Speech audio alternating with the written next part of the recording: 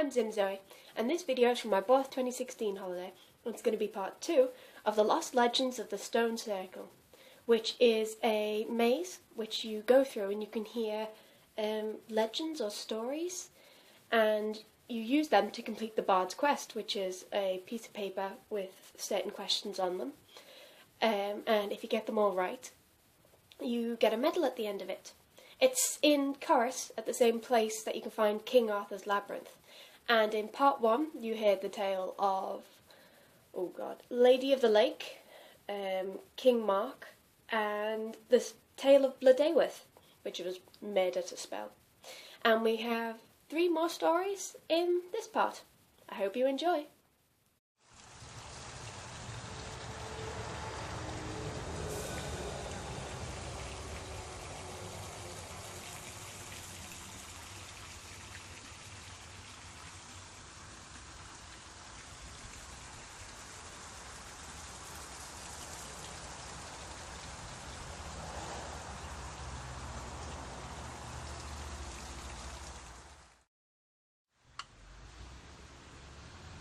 Now this is a tale I kept so long.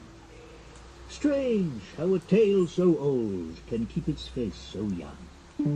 It concerns Elidorus, who was only 12 when he ran away from monks who beat him every day because he was no good when it came to big black books. Oh yes, you, I can tell by your looks, you understand his plight. Into the hills the lad took flight, and for 2 days he had nothing to eat or drink, poor mite. Then, all in half a moment, there were 2 little men peering down at him, but he did not take fright. The boy was stunned, and what do you think they said in their silvery tongue? Come with us, Elidorus, come with us. We will lead you to a country full of fun. No more work shall be done by you if you only come with us. Yes, yes!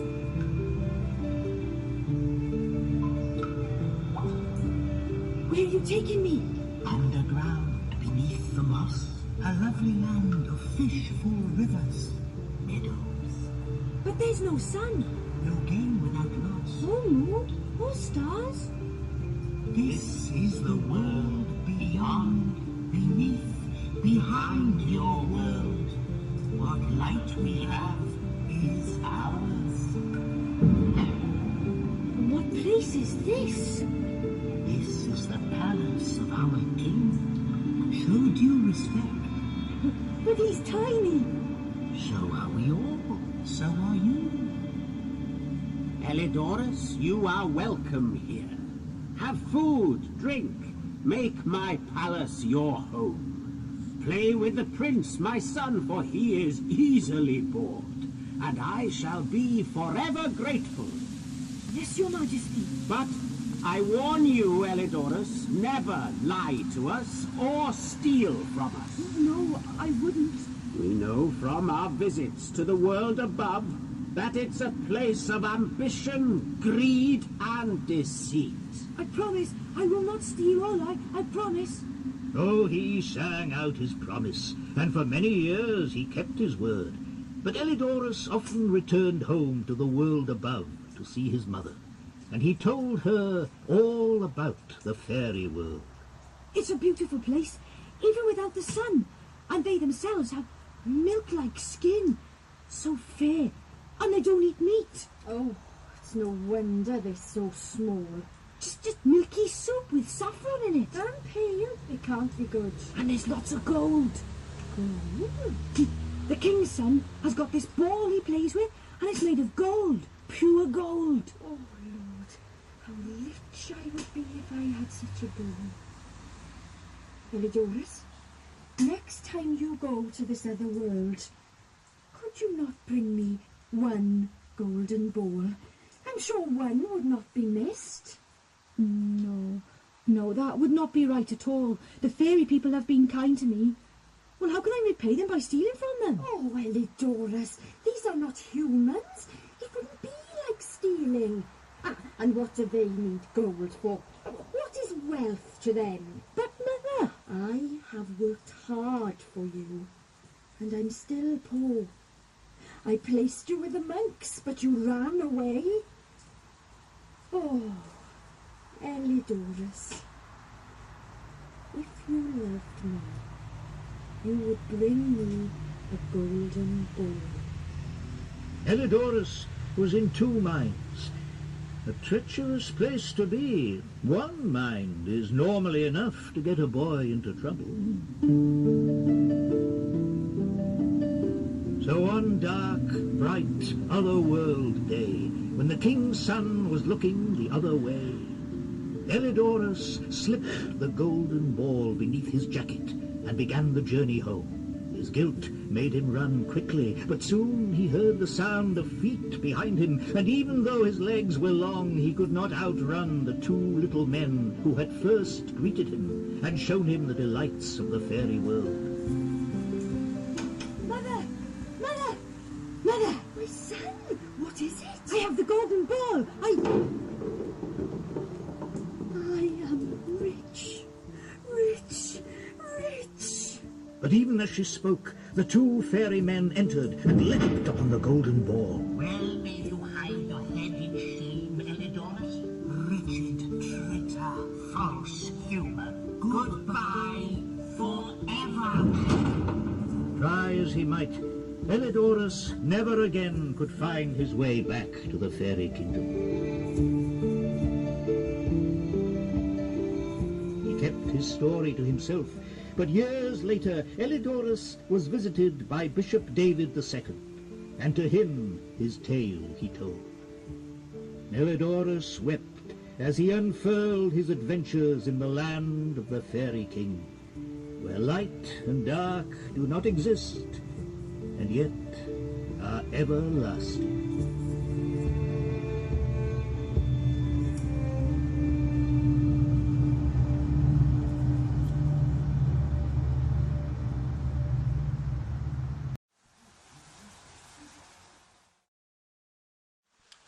Now once there was a cruel giant who lived in a wild spot in the mountains. He was an ugly man with an ugly temper. His daughter, Mair, was young and fair, and led a cold and lonely life in the service of her father, until the day she fell in love. Mair, we cannot go on like this, meeting in secret. I love you and want to marry you. Why can't I go to your father and ask him? No, no, Idwell, you must not. My father is no ordinary man. What kind of man is he? A fearful man, Idwell. He has magic powers, and he is as cruel as he is tall. How tall do you mean? He is as tall as a house, and can hold me in his hand, as if I were no bigger than a blade of grass. If you ask for my hand in marriage, he will kill you just for asking. If he is so terrible, we will not ask his permission, but run away together. Will you come with me? Yes. Then go back to your father's house and fetch the things you need. We will meet here again tomorrow, and I will bring a horse that will carry us both far away. So she returned, and knowing that her father's possessions had magical qualities, she tiptoed into his bedroom as he slept, and took a comb, a razor, and a small mirror. Soon, Mair and Idwal were galloping away. But the giant woke. Mair! Mair! And saw them flee. Mair! Mair! Come back to me! And he ran after them. It's my father. He will catch us soon, unless we do something. I shall see if this comb can help. A comb? This is no time to be thinking about your hair. But she threw it down upon the ground. And there grew up a sharp forest that tore at the giant's skin as he strove to get it. Mair! Mair! Come back to me! The forest delayed him several hours, But before long... It's my father. I shall see if this razor will help. She threw it down upon the ground, and there grew a mountain ridge of flint that cut the giant's feet to shreds. The mountain delayed him several hours, but before long... It's my father! The mirror! Throw it down! She threw it down upon the ground, and it became a lake deep and wide. From the other side, the lovers watched the giant stride into the water. Mire, come back to me! And they saw the waters close around his head. That was the last they ever saw of him. For this cruel giant could eat a pig a day, but he could not swim. And Mire and Idwal's love grew strong and never failed. They lived happy ever after, as lovers do in fairy tales.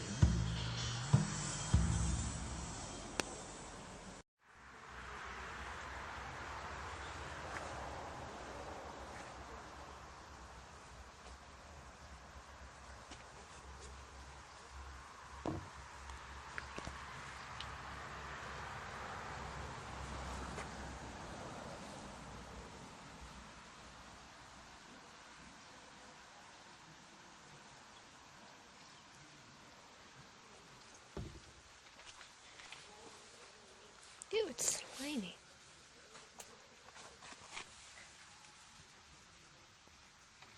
Oh, that's lovely. Baby dragon.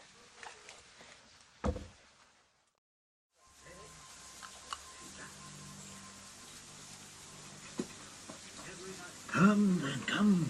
Less haste, more speed. Stay here too long, and you may vanish like a stone in deep water. What do I mean? I mean, my friends, that there be fairy folk upon this hill. Huh? Of course I've seen them, haven't you? Then look about. Well, they're strange. A bit like you, but also gifted. They make lovely tunes with which to tempt you mortals. Their name? They have many names. Tulwith Teg, the Fair Tribe, the other ones. Sometimes they help a man, but more often hinder. Above all, they are renowned for stealing babies. Here now, inside this fairy ring, is where my tale begins. One day, a farmer returned from his field and found his wife staring at the fire with a strange expression of anxiety. Wife, what troubles thee? You won't believe me. I always believe you, Mavanwe, because you always speak the truth. Tell me what's wrong. Our son. He's not our son. He may look like him, but it's not him. You're right. I don't believe you. Listen, husband. Today, our little Tom, the apple of my eye, disappeared for several hours. I searched the cow house, the hen house, the fields. Then it grew dark, and in despair, I gave up and sat staring at the fire.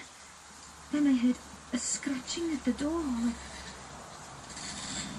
You're scaring me, Mavanwe. I opened the door, and there was Tom. But no, there was something odd about him. His voice was different, and the more I stared, the uglier he seemed. But still, I took him in and fed him, and now he snores in a cot. But he is not our son. Listen. There's a man in the next valley. A wise man who knows about such things. A wizard? Someone who can help. Go tomorrow at first light.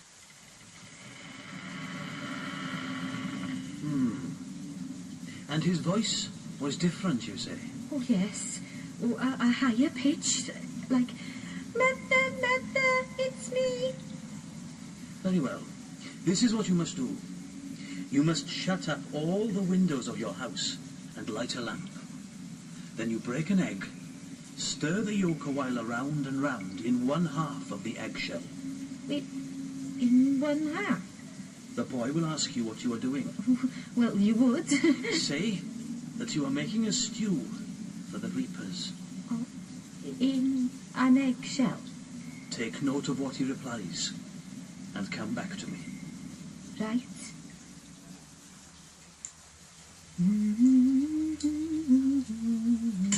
What are you doing, Mother? Oh, why, Tom, I'm making a stew for the reapers. Oh, Tom, what's the matter?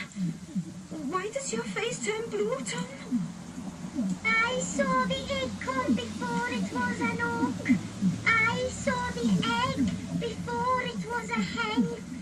Now I see a woman making eggshell stew to feed the reaping men. A strange rhyme it was, sir, with his face all cold and mean. You were right. He is not your son.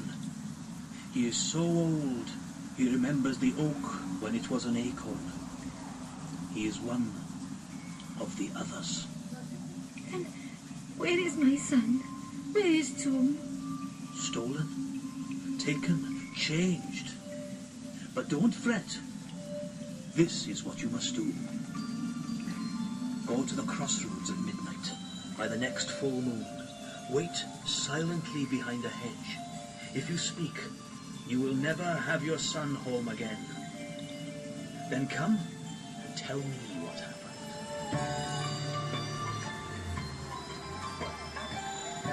And then, sir, down the lane came the strangest procession. I hid behind the hedge, said nothing, as they came to the Tylwyth Teg. The others, playing fiddles and fairy harps. Oh, so lovely, so strange. Shrill voices, strange hats. And in the middle of them was my very own Tom. I wanted to cry out, but I didn't. Wise woman. Now this is what you must do. You must find a white hen with 3 black feathers. Roast the hen before the fire with all its feathers on. When the boy asks you what you are doing, do not answer. Simply stare at the fire. Do not answer. Do not. What are you doing, Mother? What are you doing, Mother? What are you doing, Mother?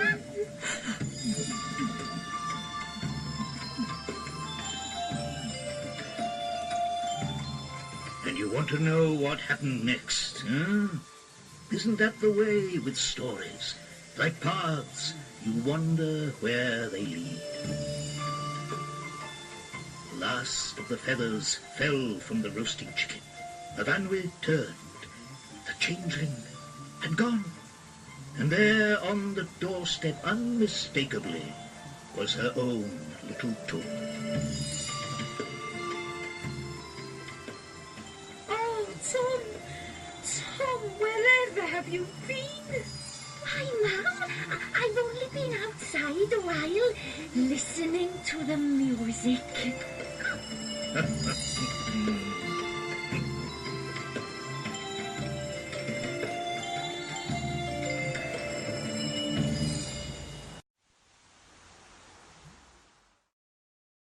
And that's where I'm going to end this part.